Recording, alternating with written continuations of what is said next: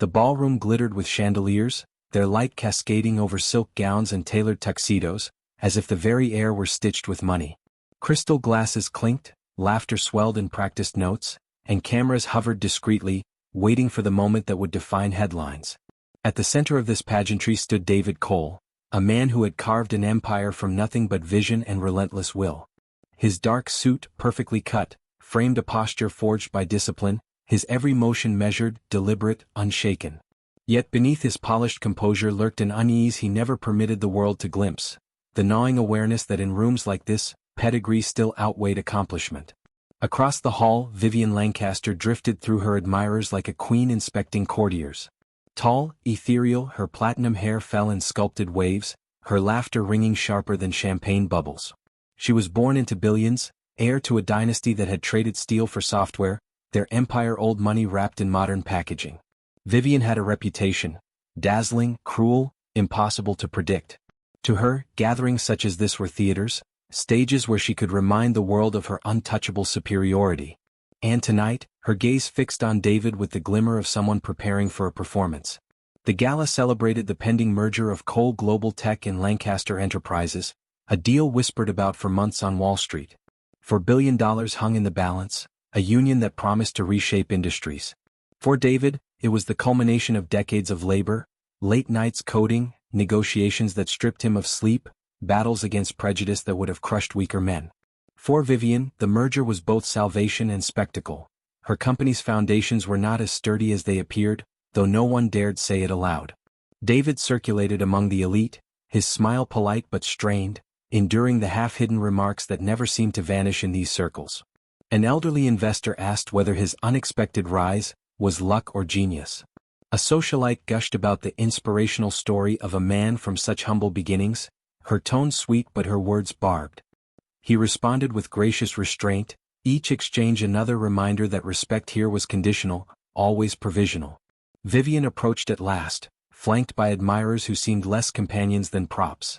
She greeted David with a kiss of air near his cheek, her perfume a carefully chosen weapon. "Mr. Cole," she said with a smile that gleamed like polished ice, "how extraordinary to see you stand so tall among giants." The compliment rang hollow, a blade wrapped in silk. David met her gaze evenly, refusing to shrink beneath the weight of her tone. The evening swelled to its pinnacle when champagne flutes were raised, the orchestra softening to a hush. All eyes turned to Vivian, the hostess, the Lancaster heiress whose word was treated as decree. She lifted her glass, poised to toast the union of two empires. Her words painted a picture of progress and legacy, of innovation married to heritage. The crowd responded with applause, the air thick with approval. Then, in a motion so casual it almost seemed accidental, she plucked a slice of cake from the silver tray beside her. White frosting glistened under the chandeliers. She turned toward David, her smile widening, and in one fluid movement pressed the cake against the breast of his suit. Gasps rippled across the hall, followed by scattered laughter that grew louder, crueler, as though the crowd feared silence more than decency. The frosting smeared across his jacket, a bright stain against dark fabric, and the camera seized the moment with merciless precision. David stood motionless, his breath caught somewhere between disbelief and fury. He felt the sticky sweetness on his chest, the echo of laughter slashing through his composure. Every instinct urged him to respond, to tear away the mask of civility and unleash the rage years of struggle had taught him to suppress. Yet he knew that a single unmeasured word would confirm every whispered prejudice, every doubt about his place in this world. So he steadied himself, eyes narrowing but voice absent, silence becoming his shield. Vivian tilted her head, feigning innocence, though the sparkle in her eyes betrayed satisfaction. "Oh, how clumsy of me," she purred while the crowd roared with amusement. It was a performance, a public trial disguised as frivolity, and she reveled in her role as judge and executioner. David excused himself with calm that cost him dearly, his steps unhurried as he left the hall. Behind him, whispers rose like smoke. Speculation, ridicule, the viral buzz already racing toward the internet. His humiliation had been sealed, packaged, ready for global consumption. But inside, beneath the mortification, something darker stirred. He had endured slights before, endured battles far harsher than this. Yet tonight was different. Tonight, the line had been crossed not by ignorance but by intent. Vivian lingered in the ballroom, savoring the echo of laughter, but as her gaze followed David's retreating figure, A flicker of unease passed across her face. She had won the moment, but perhaps, she wondered fleetingly, she had awakened something she could not control. The music resumed, glasses refilled, and the gala's glitter returned, but an invisible shift had taken place. Beneath the chandeliers, where deals were toasted and alliances forged, a storm had been seeded. One man's dignity had been tested before the world, and though he had walked away without a word, silence often carried a promise far sharper than any reply. David sat alone in his penthouse office, the city sprawling beyond the glass like a galaxy of indifferent lights. His jacket, still faintly stained despite dry cleaning, lay draped over the chair as a reminder of the insult he could not wash away. He replayed the moment in his mind, the frosting pressed against his chest, the chorus of laughter, the cameras feeding on his silence. He had built an empire through brilliance and persistence, yet one calculated act of humiliation reduced him to spectacle. His reflection in the window seemed to stare back with quiet accusation. How many times had he endured such treatment, veiled or blatant, in his climb? How often had restraint been his weapon, and at what cost? His phone vibrated, pulling him from the spiral. Marcus, his CFO and closest confidant, entered without waiting for permission. Marcus's expression carried the blunt honesty few dared show David. "The video's everywhere," he said flatly. "They're calling it the cake incident. Memes, late-night jokes, think pieces on power and race. It's not just gossip, it's framing you as the man who stood still while they laughed." David inhaled slowly, suppressing the sting. "And the markets? Stable for now. Investors assume you'll ignore it for the sake of the merger." Marcus leaned forward, voice dropping. "But you and I both know Vivian's games won't stop here. This isn't about cake. It's about control." David's silence spoke volumes. He turned to the city again, remembering the nights he'd coded in a cramped apartment, subsisting on instant noodles while sketching out what would become Cole Global Tech. He had endured doubters, dismissals, and systemic barriers designed to keep men like him out.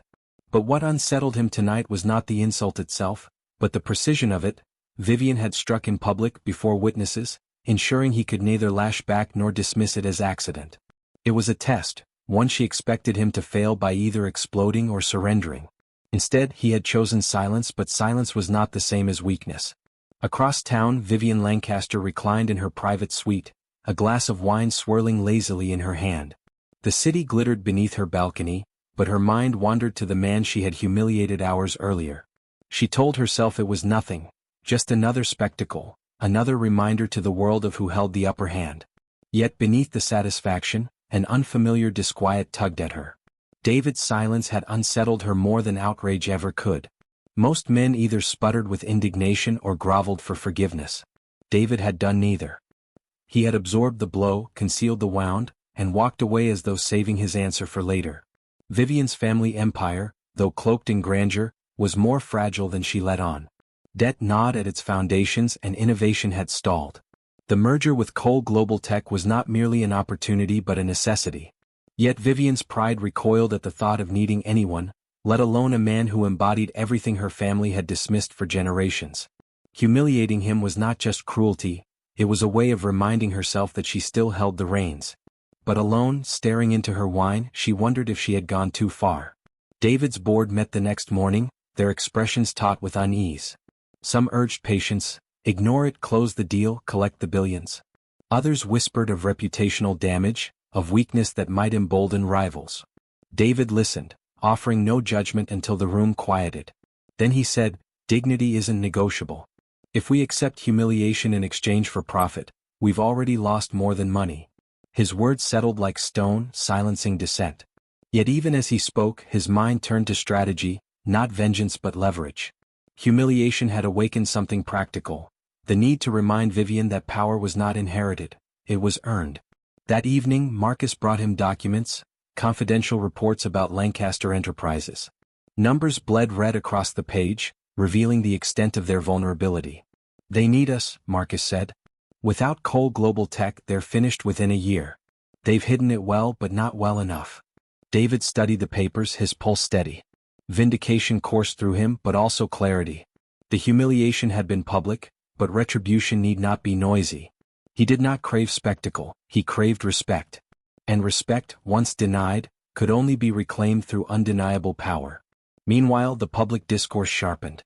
Media outlets dissected the incident, Was it harmless fun or a symbol of entrenched arrogance? Online voices clashed. Some mocked David for his silence, others praised his restraint.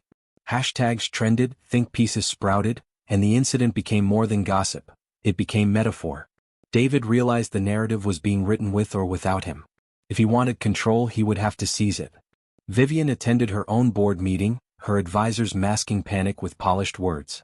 They urged caution, begged her to smooth things over, reminded her of the stakes. She brushed them off, though inside she felt the weight of their truth. Her family's empire could not withstand failure, yet pride kept her from bending. Still, the image of David's steady gaze haunted her.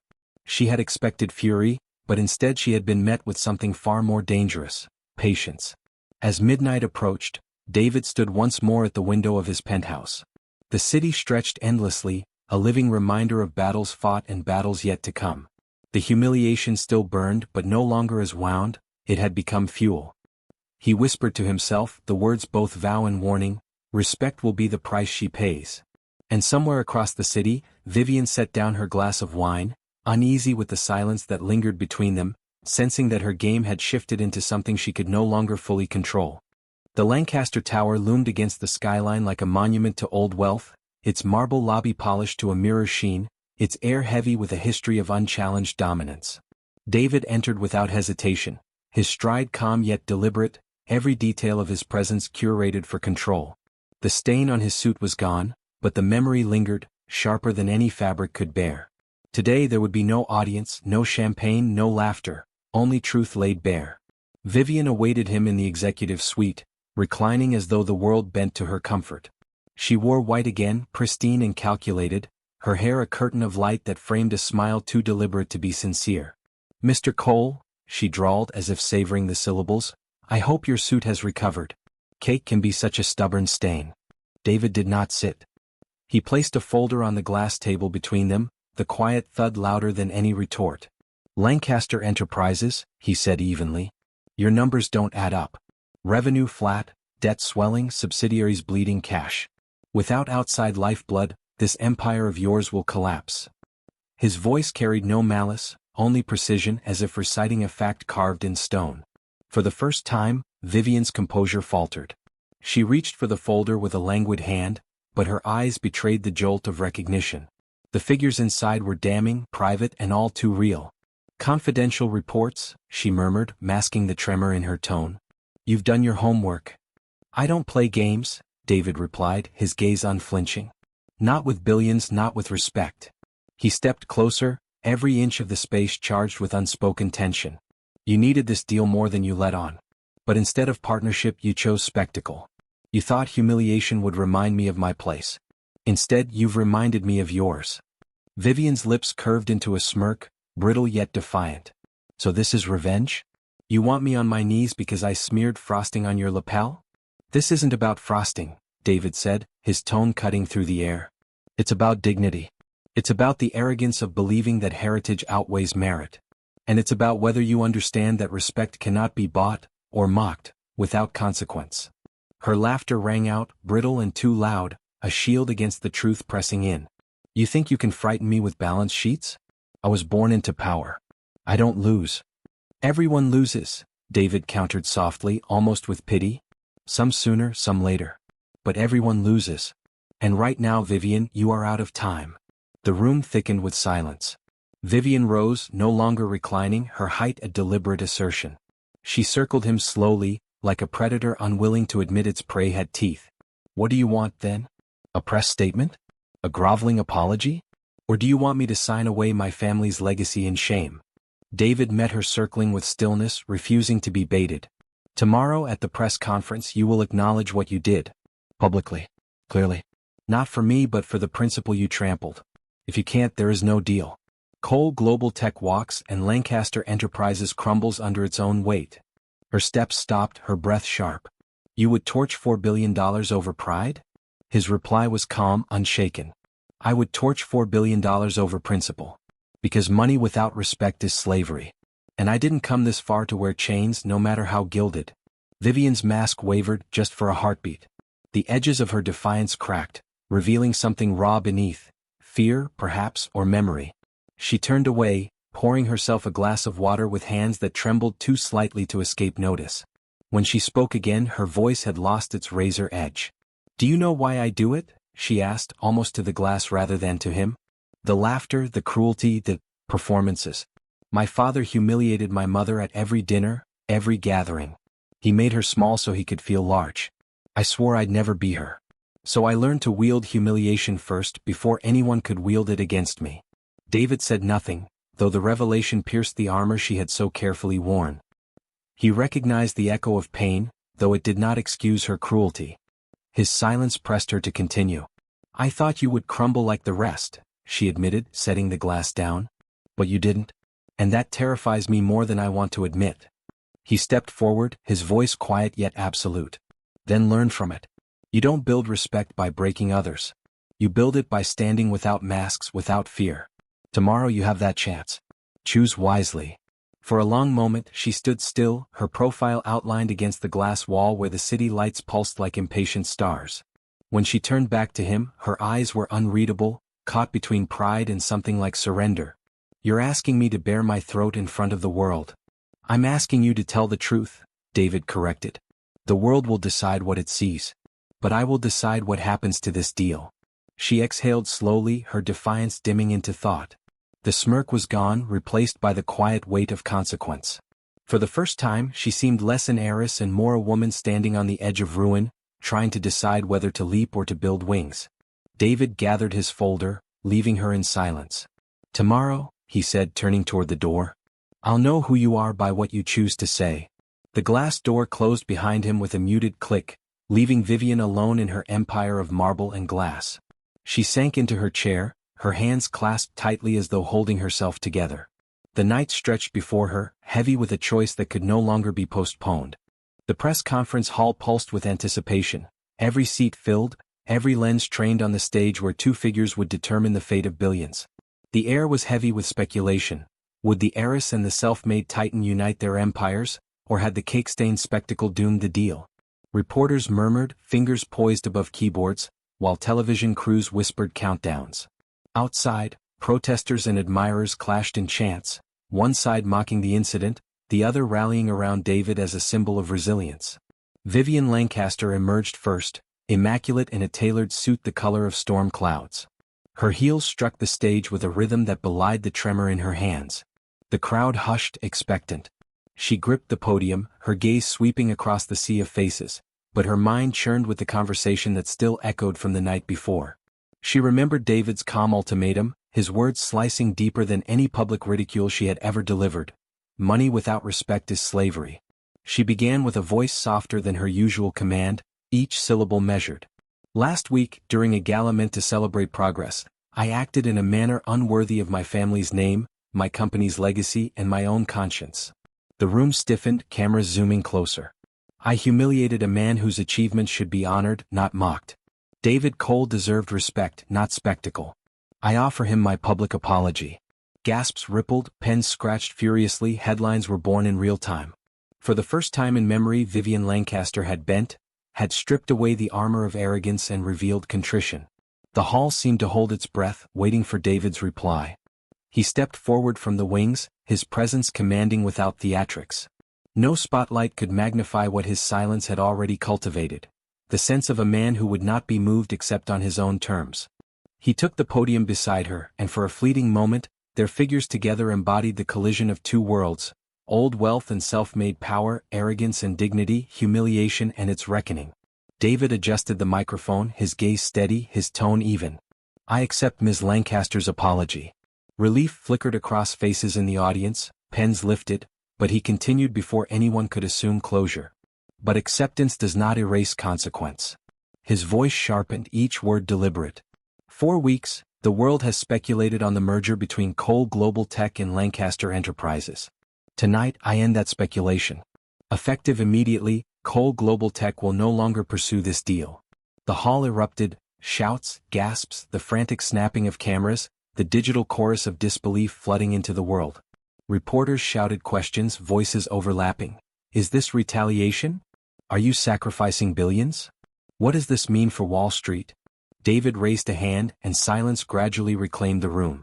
"Business is not only numbers. It is trust, it is principle. I built my company from nothing with those values as its foundation. To trade them for a partnership stained by disrespect would be to betray everything we stand for. No deal, no matter the sum, is worth my dignity, or the dignity of any person who dares to dream beyond where they were told they belong. His words resonated with a force beyond finance. The press conference had transformed into something larger, a declaration not of markets but of meaning. Investors watching from screens across the globe saw more than a decision. They saw a man choosing respect over profit, principle over compromise. Vivian stood beside him, frozen, her mask shattered. The apology she had delivered, the hardest act of her life, had not been enough to sway him. Yet as shock coursed through her, another feeling settled, unfamiliar and humbling: admiration. He had done what her world had always failed to do. He had placed values above vanity. The conference dissolved into chaos as David stepped back from the podium. Reporters surged forward, but he did not linger. He walked through the flashing lights with the same calm as the night of his humiliation, only now the silence around him was reverent rather than mocking. Cameras caught his profile, resolute and untouchable, the man who had rejected billions because his worth could not be bought. Outside, the world reacted instantly. Lancaster Enterprises stock began to plummet, investors scrambling, phones ringing in frantic succession. Online, hashtags multiplied, praise cascading across timelines. Memes that once mocked now celebrated. The image of David smeared in cake transformed into a symbol of endurance and justice. Vivian remained on the stage long after David's departure, the questions hurled at her dissolving into noise she could no longer parse. For the first time, she understood the fragility of power built on inheritance and spectacle. In the mirror of David's refusal, she saw herself not as queen but as prisoner, bound to a legacy of arrogance, watching it fracture under the weight of her choices. When at last she stepped down, the cameras followed, but their lenses no longer adored her. They studied her like an artifact of a fallen era. She retreated into the shadows of her collapsing empire, the echo of David's words haunting every step. No deal is worth dignity. David exited into the evening air, the city's pulse alive with whispers of his name. The night was cool, the sky wide, and though the battle had cost billions, he felt lighter than he had in years. His walk was unhurried, each step a testament to the truth he had defended. He had been tested in the cruelest theater, but he had not bowed. As he disappeared into the city's rhythm, one thought lingered like a vow: respect, once demanded and defended, becomes the only currency that cannot be devalued. And it was his earned, unassailable and eternal.